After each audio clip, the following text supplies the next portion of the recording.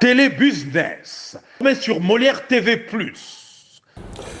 Mbote na bino toyebi ke boza ebele liboso ya bapusi téléviseur na bino pour la Rolanda émission ya bino en caractère promotionnel pour le compte ya Molière Télévision Canal Plus 345. Chers amis fidèles téléspectateurs qui nous regardent partout dans le monde entier, c'est grâce à Canal Plus dont nous sommes suivis à Kinshasa, dans nos provinces jusqu'à l'étranger. Merci beaucoup d'être plus de 50 millions de nos amis fidèles téléspectateurs au bazar Rolanda biso libanda ya mboka ya Congo. Merci beaucoup, n'hésitez pas, nous avons notre numéro bien placé à de votre puce téléviseur. On ne va plus recevoir des appels aujourd'hui, réagissez par SMS, donc on va décortiquer le bien ensemble avec notre invité de marque. Mais je vous annonce déjà le nom de notre invité de marque. C'est un docteur. Docteur en caractère médecine, en caractère etc. etc. Docteur Bertin Itoko, vraiment na ya barumbu. La Bible vraiment na ya barumbu. Je ne suis pas son porte-parole. Mais pourquoi je parle ça? C'est parce que, vu ces œuvres qu'il fasse sur le terrain, sur le terrain, dans le territoire d'abord, il y a commune à Barumbu, ainsi qu'il était candidat à la députation nationale, si je ne me trompe pas, dans le district Yafuna. Si je ne me trompe pas. Il va me porter quand il sera au plateau, si c'est faisable ou pas. Voilà. Donc, quand est-ce qu'on a la news de la semaine? Merci beaucoup, notre gouverneur. Il y a là-bas, maman Fifi Masuka, na séjour à Zakia na Kinshasa. Tout ça qui a traité mon Kenaïba na Kini, Bozo Landabiso partout dans le monde. Ville, province, là-bas, ces derniers temps, plus belle. Otika moi, moi, c'est Abatou. Maman Fifi Masuka, ça y est, béton, ou azali qu'on respecter. Par principe, il y a chef de l'État, Félix Antoine, c'est qu'il est le Mofatu béton. Alors, il y a un gouverneur, il Fifi Masuka, azali bureaucrate. Fifi Masuka, c'est une femme combattante. Elle est à tout moment sur le terrain. Pour, à ce qui concerne pour le terrain, il y a une province là-bas.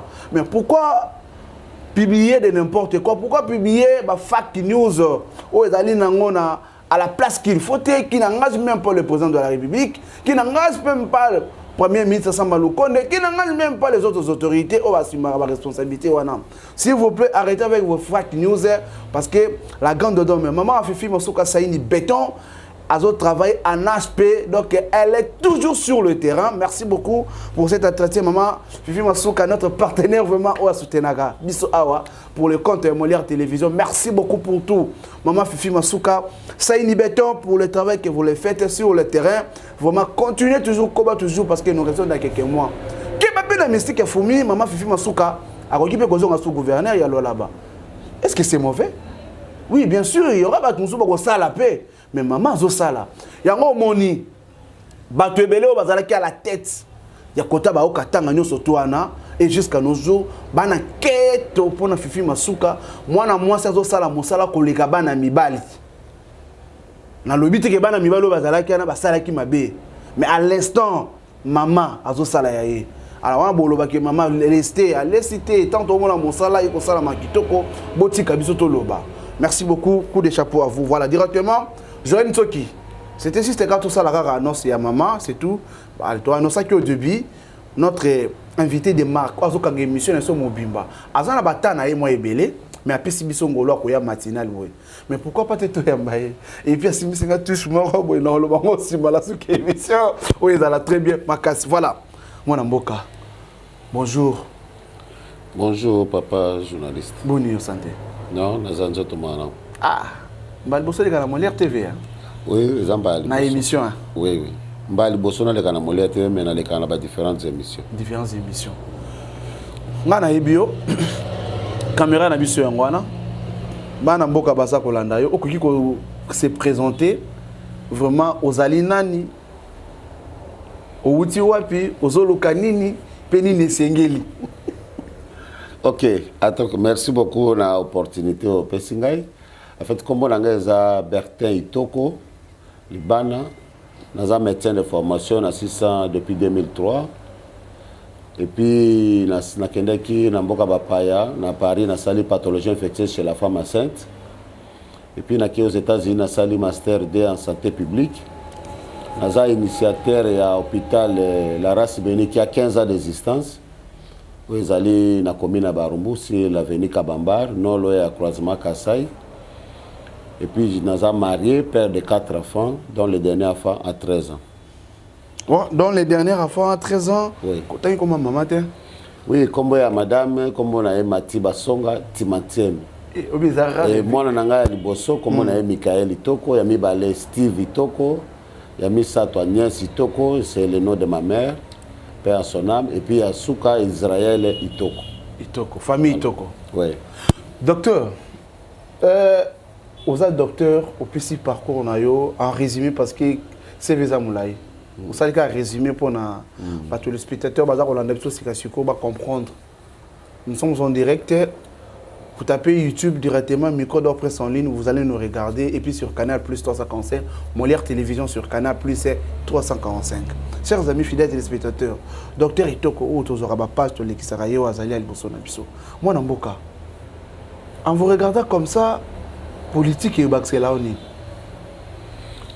Oui, exactement. Donc, en fait, avant, il fallait à la coutume habitude pour tout homme, pour s'engager dans la politique. Il ne faut pas qu'il y ait une vision, il y a un bon côté. Si le plan, il y a souci en boka. Souci en boka, il y a aussi le pays qui est en politique. Mais contrairement à tout le monde, il y a la politique pour avec la première intention qu'il y a au Lukambongo. C'est ça, malheureusement, on ne sait pas comment la loi électorale, on a postulé, il y a profit d'abord si le plan est moutou, si le plan social, économique, il y a un niveau nini, et puis si le plan projet, il y a une vision dans le pays. Et c'est un préalable pour que Mouta prétende comme il s'engage dans la politique. Oui, comme il s'engage dans la politique, moi, je suis Bertin Itoko, docteur. Mais qui a circulé la caméra dans Bissau?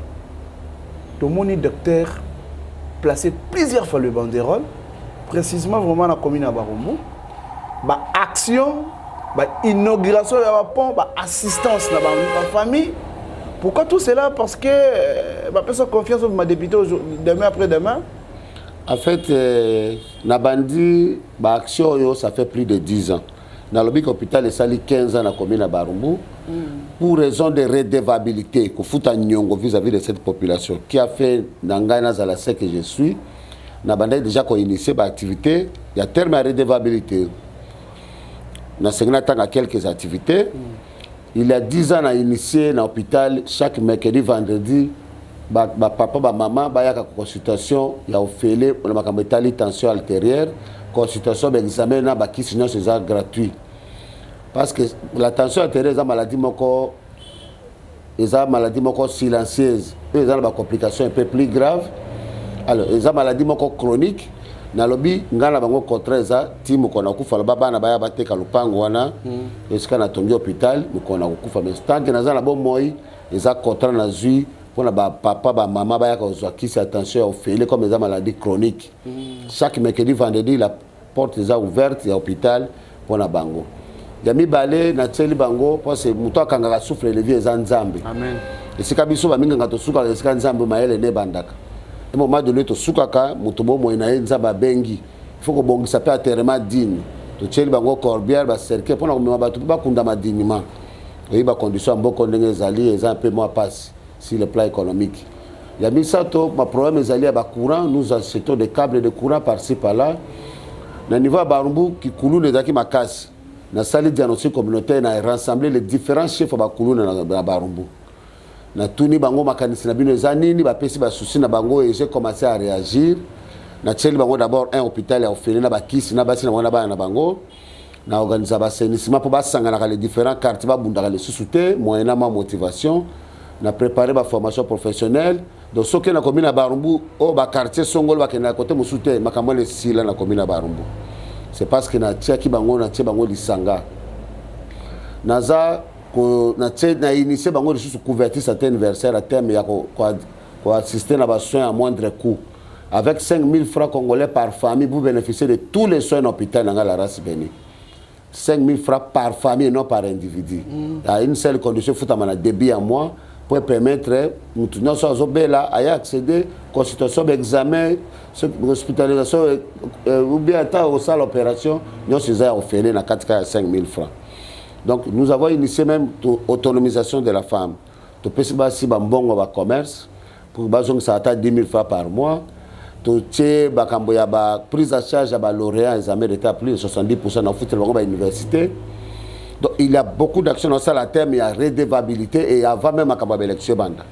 Il y a au moins qu'on continue comme ça là dernièrement j'ai route à venir Kassai et Kangama ça fait plus de 4 à 5 ans à collaboration avec les bourgmestres on a passé bon on a OVD basali misala nzela Kassai comme le cas et embouteillage des ressources na Bokassa Kassai donc Bokassa Kabamba les sous embouteillage parce que nzela Kassai fungam donc il y a autant d'actions je vous épargne na fungoli na teba forage à Maya Ofele au moins 3 forages à Maya Ofele ba quartier quoi cité Kitoko bazana pour ma câble la couronne sommet bango 240 mètres à courant na ba poteau na foutre bango droit national pour ba passer bango courant donc il y a beaucoup d'actions autour de ça en termes il y a redevabilité. Voilà, en termes de redevabilité, merci beaucoup. Tu as eu quelques matières, mais on va approfondir sur ça. Aux Arros Salamou, il y a de cela 10 ans. Oui. Qui est derrière vous, à part Dieu? Parce que les gens, Bazolo Babele, Bazolo Bababi, on a d'ailleurs Moutakabila et l'homme de Félix. N'a pas qu'un mot, va changer de couleur, ceci, c'est là, Itoko, Moutakabila Tongo. Moutakabila Tongo, comment Kabila ça l'a rabatté. Mais dernièrement, quand j'étais encore là sur Kassai, il y a un Félix, tu vois. Vous voyez. Alors, explique-nous un peu, qui est derrière vous, à part Dieu? Oui. Est-ce que vous faites ça avec votre propre effort perso? Si c'est vrai, nous sommes à la télé, hein? On convainc que parce que les images vont rester et après des mètres aux zones sango. En fait, sincèrement, dans le Koloba a thème à redevabilité, là, c'est que aux populations qui peuvent s'engager à l'hôpital, il y a une zone qui c'est la bango. Exactement. Donc, bon, ils ont eu un hôpital, la race béni. Comme il y a un hôpital, au moins, il y a un hôpital, il y a un hôpital très bien fréquenté. Ok, na boy ko ça va monter kota par mois. Ok, na zone ngola mo ndambo pona kusunga batu. Donc ça redevabilité, il y a personne qui est derrière moi. Kabila n'a parlé même pas si tout c'est mais c'est que kutu na bandai ko lingaya ta mukete. S'il vous plaît parce que sa façon ya ko gérer mboka na bandai ko lingate. Je me suis engagé dans la politique. Non, s'il vous plaît, quelle élection? Ozo kama kamo nanga zolo balelo nanga qui n'a même pas azata na sonité asali ba bêtise au lieu de se calmer quand atana na cave à boatami à kangami na couverture non zolo ba que non na koloba vérité mais tu as fait des bêtises dans ce pays. Attends, la vérité, ça va changer quoi? Voilà, nous allons donc, on n'a même pas besoin de cette vérité. Donc, M. Kabila ne me parle même pas de lui. Voilà. Hein? Sur Nathalie, les garçons intelligents, Koufa, il y a Lemba, Nathalie, la religieuse, Kapangala, il y a beaucoup de choses que ces messieurs-là à Salim, Boteti, ainsi de suite. Donc, il ne faut même pas me parler de Kabila. Okay. Moi, la politique n'a pas été en parce que je me suis rendu compte que surtout si Kabato est conscient, moi, au-delà, par rapport à la vision pour les pays, je dois entrer dans la politique pour apporter tout ce que vous voyez qu'avec la santé publique que moi j'ai apprise, on a beaucoup appris comment Kotambu s'appelle Mboka sur le plan de la vision. Voilà, sur le plan, il y a ma vision. Explique-nous un peu, papa. Vision phare, nayo. Oui. Na kati ya politique. Okomemeleso nini ya sika. Pour nous surtout ça la mara déjà. Oui. Nous surtout ça la maka. Na habité okomemeleso politique ya Washington na RDC. O ba benga RDC Angleterre. Pays d'Allemagne a fait une. Non, en fait c'est motuya motuna ngwana tokota na mozindo sko ya kati ya Kodea Kotike particularité na rapport à Sikali no Romema. Aujourd'hui Félix Santos Sekedi Chilombo a peu de chance être peut-être un ministre. Je pense que Rolinga plus à la côté santé pour là où vous êtes fort. Na évité sur PCO, il y a économie au Kokosalango. Na évité sur PCO ministère par exemple, il y a défense au Kokosalango, je ne sais pas. Hein? Mais plus santé, on s'est retrouvé dans cette scénario. Explique-nous un peu, à part on y a ce qu'on y a au même. Sans côté pour la candidature à la députation nationale. Oui, en fait, d'abord, il faut rectifier je suis candidat député national à Lukunga et provincial à Barumbu. Voilà. En fait, il y a touche mogo exemple, touche mogo il y a Sikamakasi. Oui, Salamate. Oui, Salamanoté. À terme, par exemple, il y a suivi évaluation. Toujours, on a santé publique suivi évaluation. Suivi l'accinini, qu'on l'andelelo en temps réel, qu'on y ait des hommes ma progrès. Qu'on évaluer l'accinini, qu'on évalue le projet ou nation que les autres la malamu. Vous comprenez ça? Ils ont tous moko ya sika. Surtout que l'Assemblée nationale, par exemple. Bazo voté la loi Tongo me dit pourquoi. La loi bazo voté Tongo me dit pourquoi. Est-ce que mis ces permettre un tableau de bord pour passer la suivi la loi si la mise en œuvre sur le terrain? C'est mérité. Suivi exact. Si on a suivi, il y a un progrès exact. Bah évaluer, bah non non non, tu rectifier les tirs. Et ça le makate. Oh ils a touché, oh ça le maté on gagne sur d'abord à Liboso. Si le plan est suivi, c'est très important. Suivi exact. Je donne un exemple. Toquer la justice par exemple. Le chef de l'État se plaint que la justice a évolué parce que c'est transversal par rapport à ma formation, à mon profil. Je ne suis pas que seulement la santé. Tu peux exemple la justice. Toujours moi, le chef de l'État a sali analyse. Alors, il n'est pas satisfait de la justice de notre pays. Après avoir Koloba qui n'est pas satisfait, qu'est-ce qu'il a fait après? Rien. Il y a une évaluation. Tant qu'on sait l'évaluation, il n'y a rien qui va. Après, il fallait des actions correctrices. Il s'est limité seulement à déplorer. Il y a un constat amer sur le plan de justice. Mais il fallait des actions correctrices. Actions correctrices, c'est une sens, il y a mesure. Mesure à Diboso. Moi, je pense que le lendemain, il fallait la ministre de la Justice. Parce que Moutazali mieux placé à mettre en place la politique et le chef de l'État en matière de justice. Ce que le ministre de la Justice a quelle cour supérieure de la magistrature. Il cour de corruption et ça, mais il n'a pas pu le faire. L'objet sur lequel il est sous la conférence de presse, il va encore se plaindre de la justice parce qu'il ne prend pas de mesures. Donc, Bisso, ils ont touché aux unes à la santé publique. Ce qu'on s'est suivi, on s'est l'évaluation à projet, oui, ben non, Mathieu Zamabé n'a rectifié les tirs. Je donne un deuxième exemple. Toujours en suivi évaluation. A eu une bonne décision pour décréter état de siège. Mais il a pris 2 ans pour y faire l'évaluation. Pendant que dans mi-parcours à projet, même 6 mois après, il fallait faire l'évaluation. On a dit que non. Moi, ma cambo, ils ont bien été, on a mesure sur sa place. Il n'a pas pu le faire. Il fait l'évaluation après 2 ans. Conséquence, c'est quoi? Sur le terrain, il n'y a rien. Ça n'a pas apporté grand-chose. Or, c'était une très bonne mesure, Yazouaki. Là, vous parlez par rapport au gouvernement actuel. Le gouvernement actuel. Et depuis Kabila existait toujours le même. Non, c'est-à-dire que, dans le Babiloko, ceux qui suivaient le Salema, il a moyen de rectifier les tirs à temps. Balobi suivait ça le magasin réel. Babi suivait ça le magasin après 5 mois. Le suivi s'est fait en temps réel. Ce projet n'a pas place. Mise en œuvre de Bandio Kolande la Libela. Mais la majorité des députés, vous avez déjà élus, ils sont plus corrompus, non? Mais c'est ça justement. Batamitou, le Kolabino Bazali, mais presque on va bomber, ou soit invalider, ou soit assurer un problème. Mais explique-nous un peu. Les députés qui représentent maintenant l'Assemblée, nous sommes même dans la nationale provinciale, à nos jours, ce que vous avez dit, on va prendre quelque chose, on va surtout quel exemple il y a surtout quel dans la ville à Kinshasa. Voilà. C'est encore catastrophique. Les députés provinciaux n'ont évité comment les qualifier. Vous savez, vous avez vu les Otambola. Moi, j'ai loué l'initiative à la gouverneure de la ville. Okay. C'est-à-dire que si le plan est à moi, Moussala, il est parmi les rares gouverneurs, il y a quelques zéla automoni, à initier le Kabazando, mais il faut voir aussi le Kabazandango. Balobi, les changements que vous visez, il faut qu'on tienne compte de préalable. On a une théorie de changement.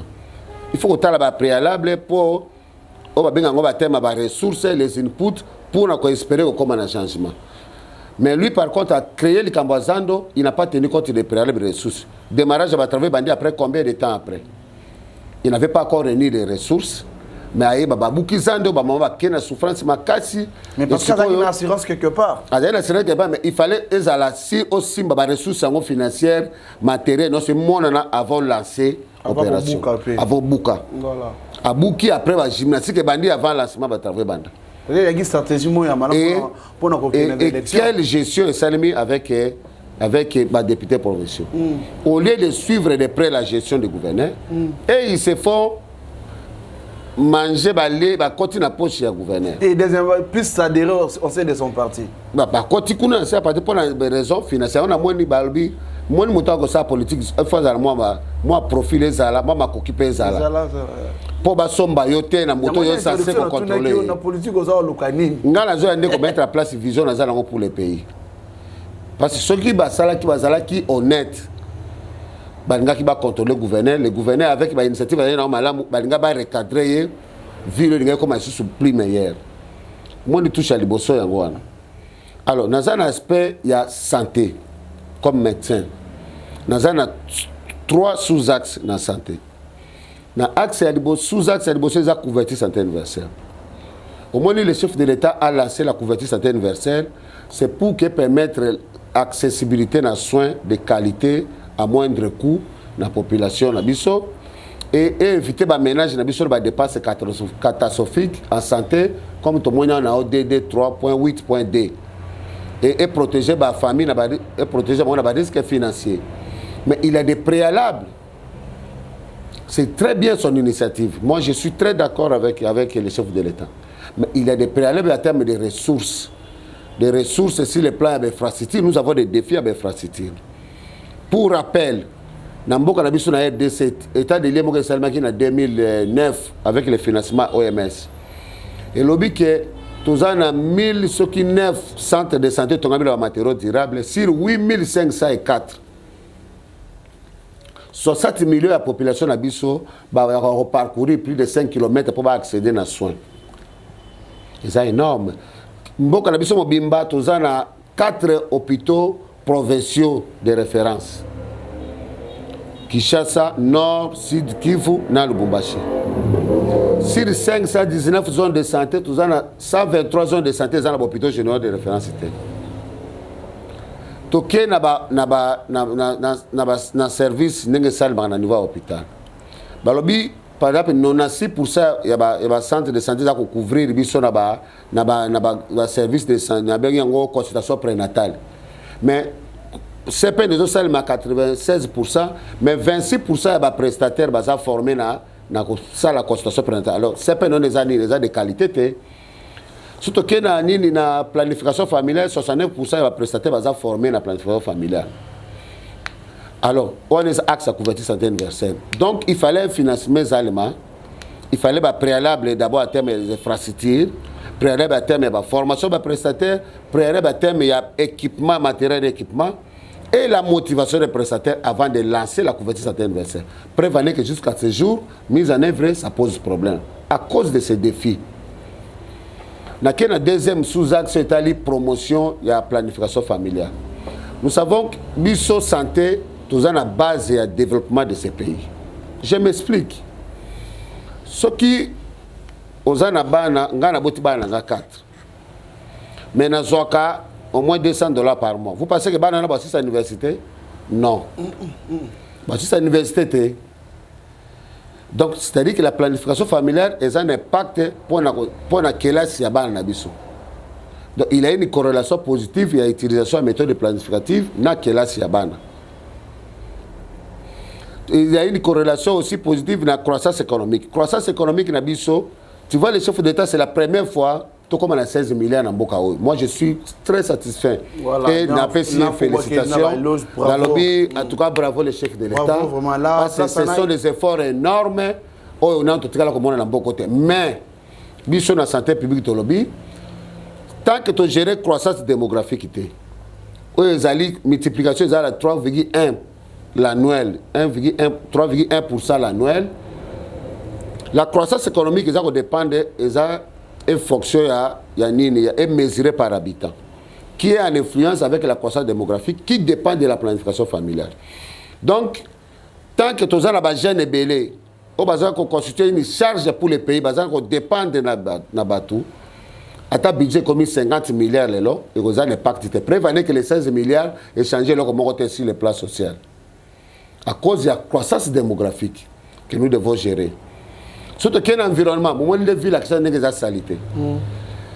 La planification familiale a un impact sur la taille de la population, sur la vitesse de produire des déchets.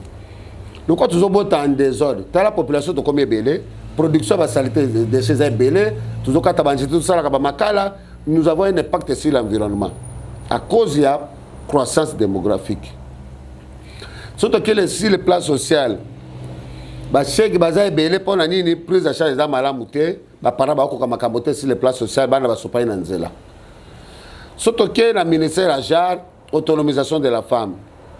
Tant que moi, si, à 8 méthodes de planification familiale arrêtée, hein, oh, bah, bon, tu vas jouer, bah, si, na moi, na bango, ya moi, si, méthode de planification familiale à côté de sa université, moi, na moi, je suis assisté à l'université, moi, je suis académique dans la société des athées. Si.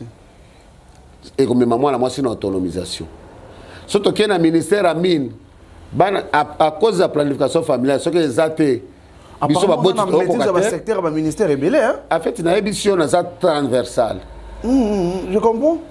Bana bakokena ba mine bazosakana ba nini kuna ba minere ba kufa kuna na koluka nini dema pona nini koluka survie.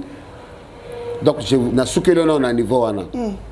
Ozomona ke biso planification familiale les ali base pour mboka ona dividende démographique. Moi mboka avec de belles paroles, de belles propositions, de belles idées comme ça.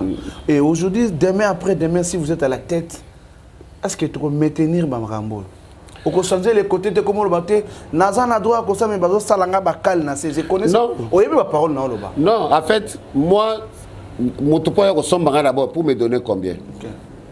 Pour yako somba pour changer ma candidature. Moi, si je me suis engagé dans la politique, c'est pour na me touche na bana na ebisa kiyo. Je comprends. Donc, tout ce il faut na me mango na mboka. Je ne viens pas pour chercher l'argent. Ok. Donc, pour rappel, l'hôpital en Atongi à étage, à Kabambar, c'est mon hôpital. Moi, je vis dans ma propre maison, dans un bon marché de Panguna Somba.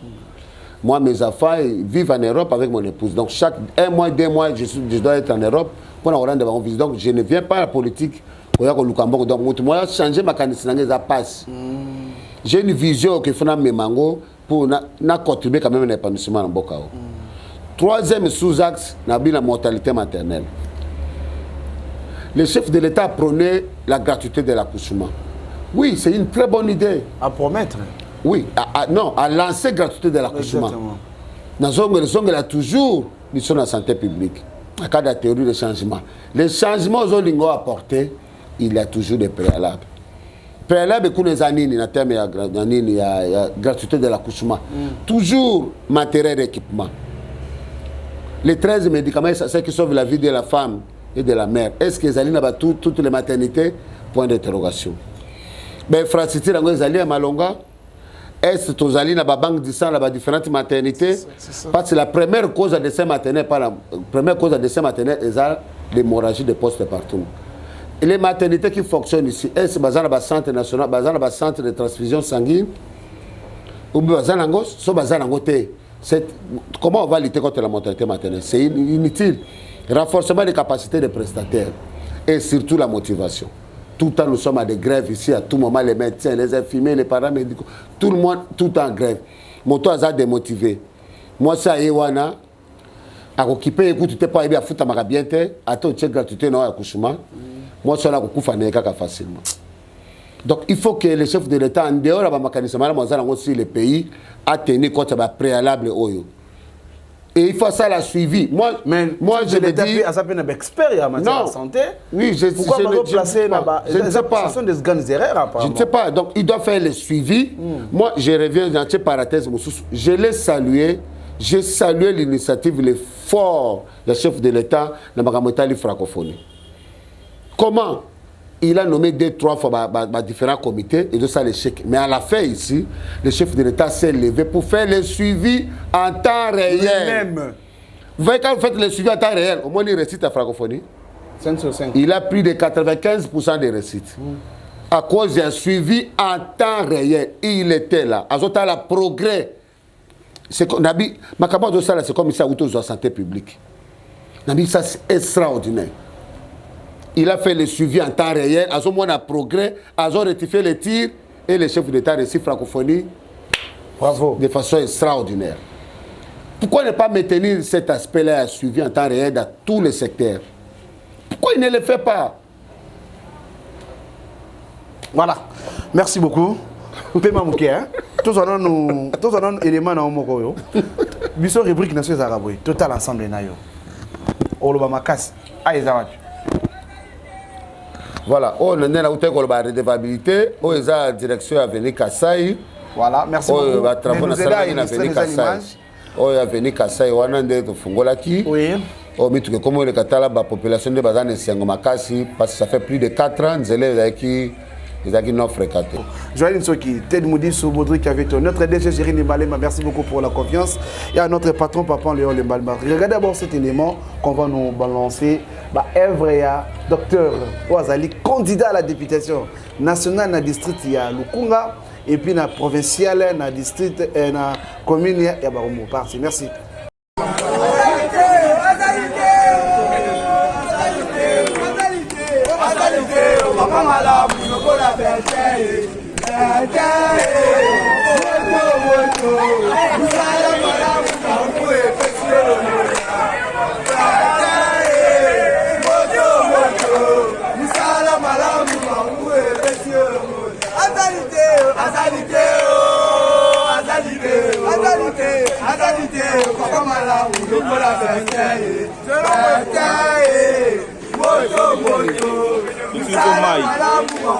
Mai tema eza pantibo so mai etonde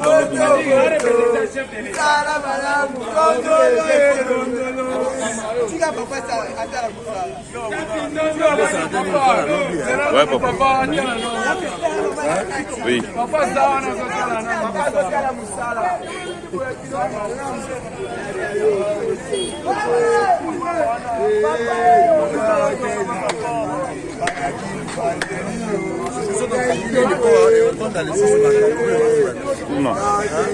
Tunani.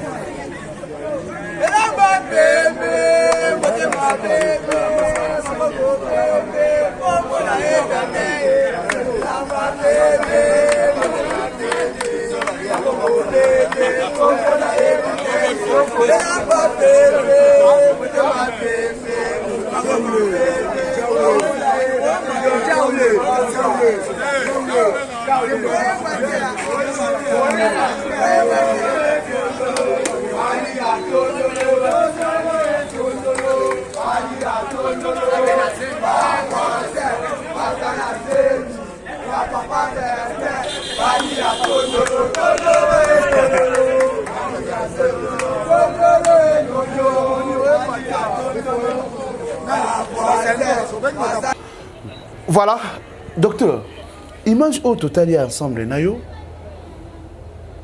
Non, qu'une autre salinga moi un peu malil, mais est-ce que ni ne poussé population est trop fidèle auprès de vous? Parce que maintenant déjà la député Eli, hein, n'a pas tant accommodé. Vous avez des bonnes relations apparemment. Pardon? Vous avez des bonnes relations, naïe. Maintenant la députée Eli a commune, maintenant deux, la commune à Barombo, mais basé en exercice, je vous dis ce qui est vrai. Mais il ne fasse rien. Non, on a un seul député, on a un seul siège. Bon. Moi, je ne veux pas parler des individus qui sont engagés. Okay. Parce que moi j'ai une notion de redevabilité. Voilà. Ndenge naza redevable na population na ndenge ba accompagner 15 ans à l'hôpital, de la même façon naza redevable pour na makambo etali makambo mapona bien que to comme na période de campagne. Exactement, non, ça to flashé. Oui, toujours flashé. OK, ba comment na kozala redevable na bango. Voilà. Pour na mikolo ko yasima. Question population. Pourquoi postuler provincial et national aux assuretés que au bima place Boroté? Pourquoi? Non. En fait, parce que l'action non mingi za na Barumbu. L'action mingi. L'action mingi za na Barumbu mais mis s'étendre surtout que na couverture certains anniversaires action sur la mutuelle de santé, ils ont couvert pratiquement Kinshasa Mobimba. Non, on parle de vos actions. Oui, l'action n'a pas couverture certains anniversaires, c'est-à-dire que mutuelle de santé na un hôpital. Ils ont trop Barumbu. Non, ils ont Barumbu Kinshasa Lingwala, non sur bazoya ko pesa 5000 francs pour bénéficier na bason. Ah OK. Ba hypertandi étendre pe ba commune na mususu. Corbière ndenge kundaka bibembe ezokuponaka Barumbu te. Mais en fait, c'est beaucoup plus na Barumbu, mais ils ont commis ces temps dans les autres communes. Bah, mais si vous pouvez réclamer, il faut s'appeler à Bissonyoso. Ah, donc ils allaient sous réclamation à la population. Si réclamation à la population, il faut s'appeler à Bissonyoso. Ils désirent monter maintenant. Non, en fait, ngai na zaki pour la makamulanga Barumbu. Voilà. Babi, au second zaka Barumbu, au regard à ma chose de salle, yo zapona, qui s'assa bon malo. Moi, peine à la députée, la députée, il y a 4 nini, c'est comme si on y a quelque chose zate. Nazalaka côté moi, je suis en train d'intervenir pour na. Kinshasa et même pour la RD, c'est parce que les députés, ils député national. Député national, ils ont pour la bâtonnion. Exactement. Là, batuana bazolanda baibi, mais si vous allez à Kinshasa, il y a commune à Bisso aux Alawana, on a pour la ville à Kinshasa, on est là partout. Voilà. Merci beaucoup. Mais si koyo nini ya sika, bana ya Barumbu, bana ya Lokunga, ceux qui le loba pèsent chance, au bimi député provincial. Au bimi député national. Oui. Au prometteur qui bangoni. Il est bango démagogie. Tu es bango mosala. Oh, il s'engi mosala à député face à là. Oui, exactement. En fait, le rôle des députés c'est qu'on contrôler le gouvernement. Et qu'on voter la loi. Hein? Alors, ngai pour na contrôle on a outil ko bali kamba suivi. Na même on touche à ce que ça suivi et à temps réel. Na bit na outil pesa accès à santé. Axe baleza axe ya sécurité. La sécurité ça a 3 sous-axes. Eux ils ont la union. Sécurité l'axi na ko la suivi à décaissement de fonds. Oh il y a militaire, il y a policier na service de sécurité. Ti na niveau opérationnel, niveau ya soda kuna zana se. Mbongo ngoye c'est ndenge bimaka c'est comme ndenge za prévu na ko la suivi nango. Na kota la équipement la oui ba policier na biso ba fa na ba société ils sont mal équipés. Baza ba Motorola te, baza ba moto te, baza ba véhicule te. Ba ko ça l'intervention ndenge ni. Kidnapping ya moyen ba intervenir bien ça parce qu'ils sont moins mal équipés. Ils sont moins équipés, ils ont ça là qui moyen ba travailler bien exacté.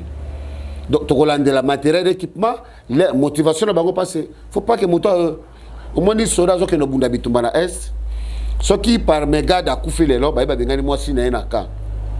Tu crois que cela moso akenda bunda bitumba pona mboka te sona kiba na ngaba koma bashegi bazoke na sai na kimi fiba sécuriser bango o akeko bunda kata ilo boka bakoma manje to ko senga na ba terrasse donc na ko sala suivi nango parce que ceux qui bo sala suivi na bango te bato bakoma démotiver ba bunda pona mboka te kelo tala ba condition bazana ngona bani na baka na sina lever l'option na bandi déjà kokota na baka pona banda ko bongisela bango ba conditions de vie na baka. Voilà. Ça ne va pas passer bato ba bo manjoto bango pona biso mais ils sont dans des conditions déplorables. Ba ko za makasi ndenge ni pona mboka est impossible. Deuxième sous-axe ezali tolobi bana na tokena mboka ba poto to mona ka bana mutuno de sa université te. Biso ba sa formation professionnelle asa utile na société. Ministère de la formation professionnelle bongo ba pesa kaye. Et ça, la canini pour nous former bana au batanga à sa université. Nous allons faire le suivi là-bas. Parce que ça n'impacte sur la sécurité. Tant que bana va former, va équiper, on va continuer la sécurité pour la population. Dans quel service c'est SNEL? SNEL ils sont foutus facture de bakati koura mais so singa baby ba ka musande singate. Nous allons faire le suivi. Parce que ça constitue la sécurité. Ça constitue la sécurité pour le pays. On est à deuxième axe. Non, et ça nous prend le temps, mais parce que nous avons encore des émissions avec vous. Voilà. Après ici, on sera debout. Parce que tous mes casques au bêta moquel, ils sont là, président de la République. Fachu Béton, plusieurs fois voyage, parce que voyager par ma pamba, les gars, je ma casse, et ainsi de suite. Bonjour tout le monde, ma solo, il y a un projet 145 territoires. Est-ce que vous avez quand même une suggestion ou une remarque, ou soit du point de vue négativité, positivité, en ce qui concerne le projet 145 territoires, vision phare. Il y a son excellence Félix Antoine Tshisekedi Tshilombo, notre président de la République, Fatou Béton. Oui. En fait ma initiative d'ailleurs, hein, oui, ma initiative union sur chef de l'État Zanango, que ce soit couverture à universelle, gratuité de l'accouchement, gratuité de l'enseignement, même un projet 145 territoires, ce sont des projets importants. Mais moi, ce qui est important pour Nanga Ezali, Nassima, état de lié Salimaki. État de lié Salimaki, il y a 145 territoires. Et c'est 145 territoires, on va dans le même problème. Ils ont un diagnostic communautaire. Il fallait pas ça diagnostic communautaire dans chaque territoire. territoire na territoire eza na ba défi nango majeur eza na ba défi nango majeur oyo ezosenga mpe ke mo enveloppe nango ezala différente na territoire mosusu bango bakouniformise ba enveloppe or ba défi eza différent dans chaque territoire donc moyen baso bomona ba impact nango sur terrain eza te.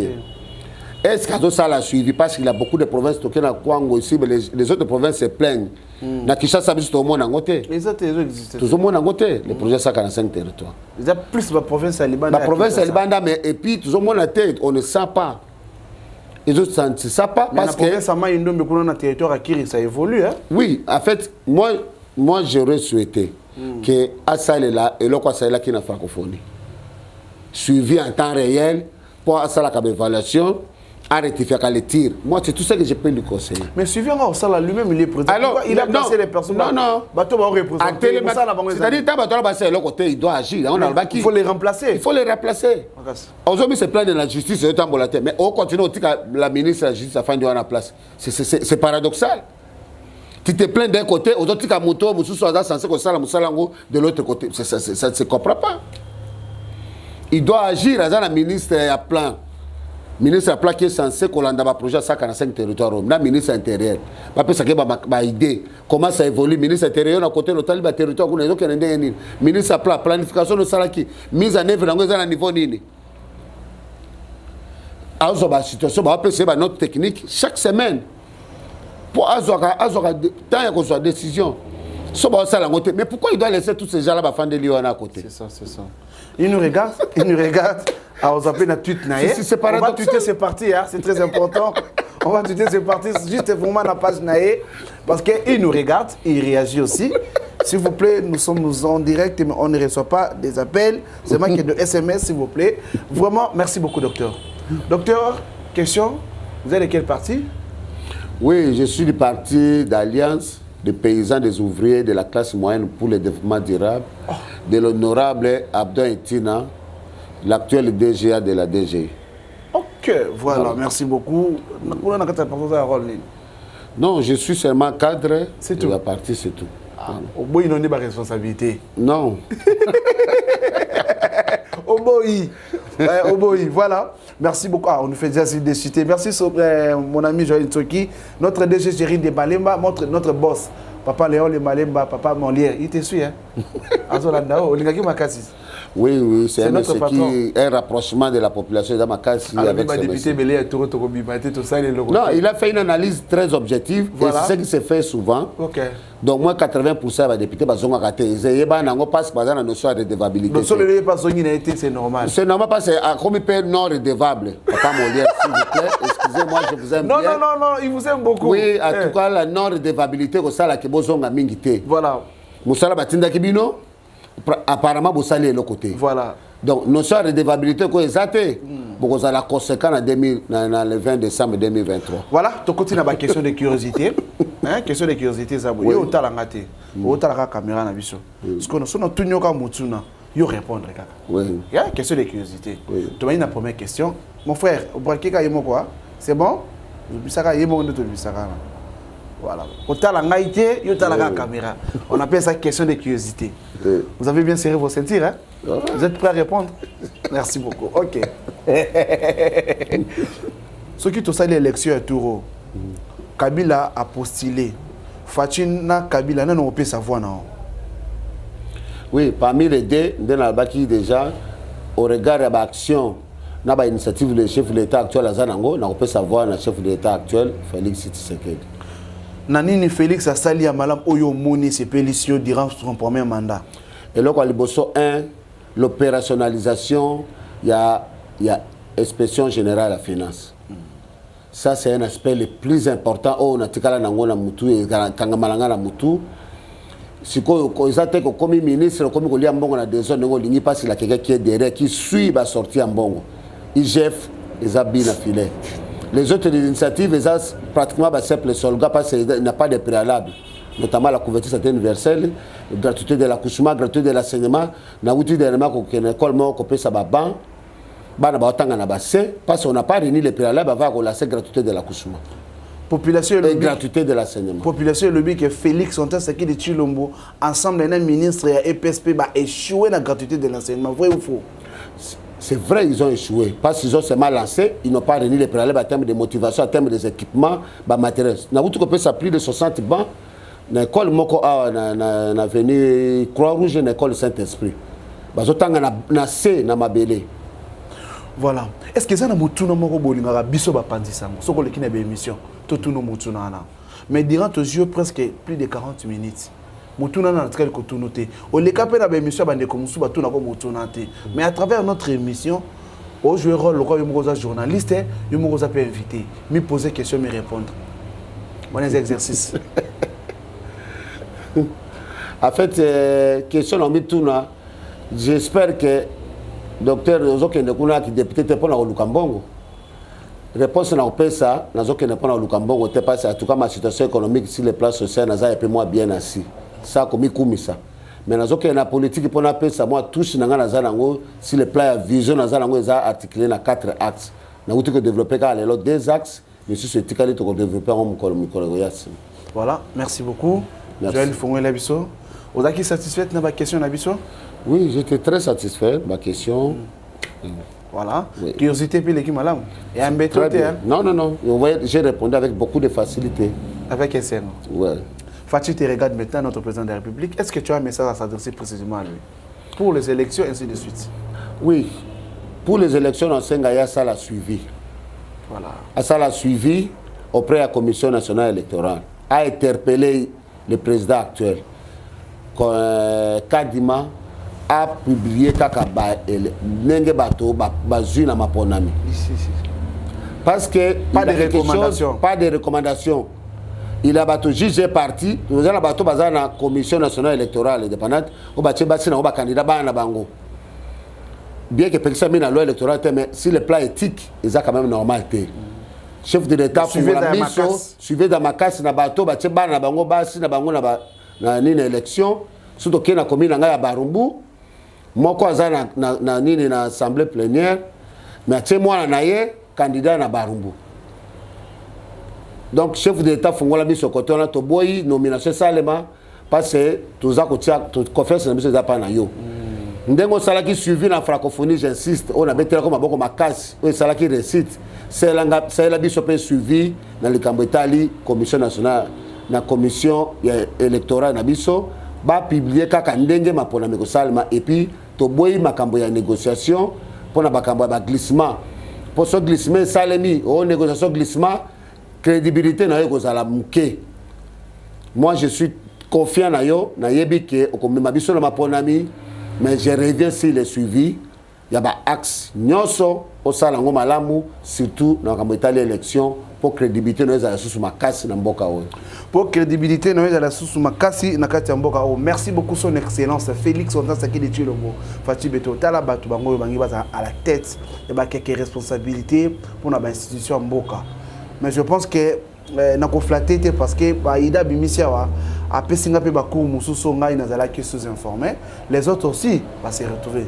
Vous voyez notre caméraman a bougara mutazolo ba an saka oui c'est-à-dire azu matière naé. Bandeko pe bazola na biso kuna quelques personnes musu pe ba fingi bazali. Mais ba réaction na bino surtout au tinde laé. Soka ozwa ta pour ozwa un problème. Soka ozwa ta ay ko répondre na ba réaction na bino na ya ko finga na ba idée na ba question.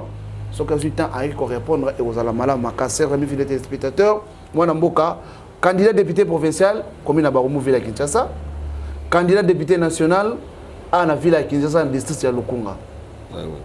Thérèse a déjà miné. Non, ma base ça va. La planification c'est bien pour des gens à Sénatangue Lango Kelas. Merci beaucoup. To commune à émission na biso. Merci beaucoup pour l'opportunité pour Singapour to pesa makanisi na Mboka na biso na makambo to za na ngona mutu. Maman Fifi Masuka Saïni Béton, gouverneur, il y a un partenaire dans la mission, à soutenir la émission Makassi, à Zota la OP. Parce que moi, c'est un oui qui va menacer Makassi. On a un œuvre ça là, non? Oui, moi je suis d'accord, Naza d'accord avec cette dame-là.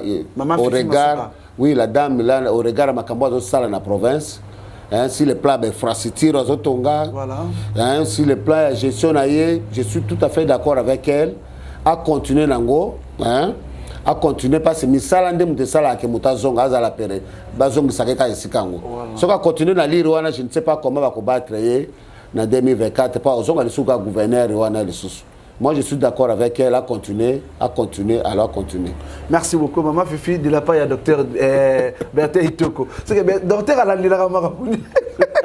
Voilà, allez, qui commence bien, qui finit bien. Nous vous retrouvons au prochain numéro. Merci beaucoup à son excellence Godard Motimo, on a plein de bonnes manières. Merci beaucoup à notre CG AK Kabouya, Augustin Kabouya, Papa Michel Nkambou, projet de 145 territoires, plein succès à notre président de la République. Fatih Beton.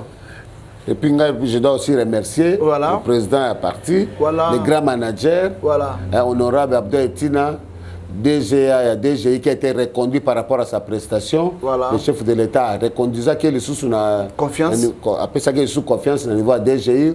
Bravo, et puis à notre secrétaire général, le professeur Lenguila, donc avec tous les autres. C'est déjà parti ça? C'est je suis à partir à Diagonale, il y a Monument, il y a Lumumba. On a un côté échangeur. Voilà. Et la partie mallette, c'était non, c'est un parti qui est très bien assis dans plus de 20 provinces, qui est très bien installé. D'ailleurs, l'Abdo et Tina Honorable, c'était les meilleurs élus au niveau de Maïndom.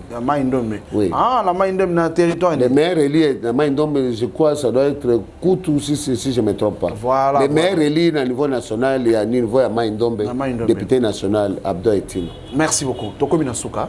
Merci. Ok, merci beaucoup. Ok, merci beaucoup. Télébusiness, mais sur Molière TV+.